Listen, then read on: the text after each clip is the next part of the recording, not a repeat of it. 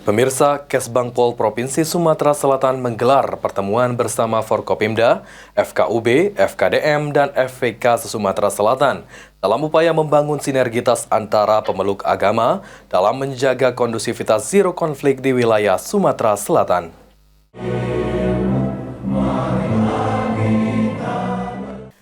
Dalam upaya membangun sinergitas antara para pemeluk agama dalam menjaga kondusivitas zero konflik di wilayah Sumatera Selatan, pemerintah Provinsi Sumatera Selatan melalui Kesbangpol Sumsel menggelar pertemuan bersama Forum Kerukunan Umat Beragama, Forum Kewaspadaan Dini Masyarakat, dan Forum Pembaruan Kebangsaan di Ballroom Hotel Beston, Palembang.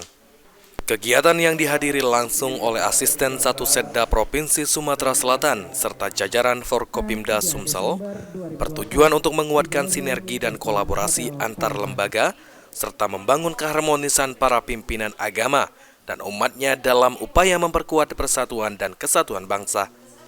Kepala Badan Kesbangpol Sumatera Selatan mengatakan, dengan dikumpulkannya seluruh Forkopimda dan stakeholder Sumatera Selatan untuk mempersatukan persepsi dan memperkuat forum umat beragama yang ada di Sumatera Selatan, serta pembangunan di Sumsel lebih berdaya dan maksimal.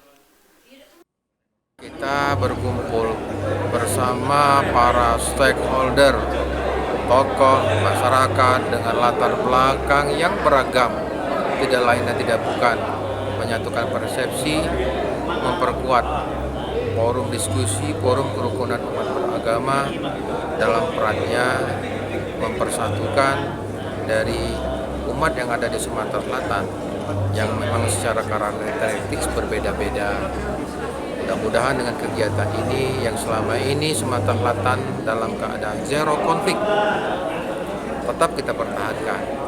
Dan ini tentunya kita masukkan agar pembangunan di Sumatera Selatan agar lebih berdaya maksimal. Suryadi,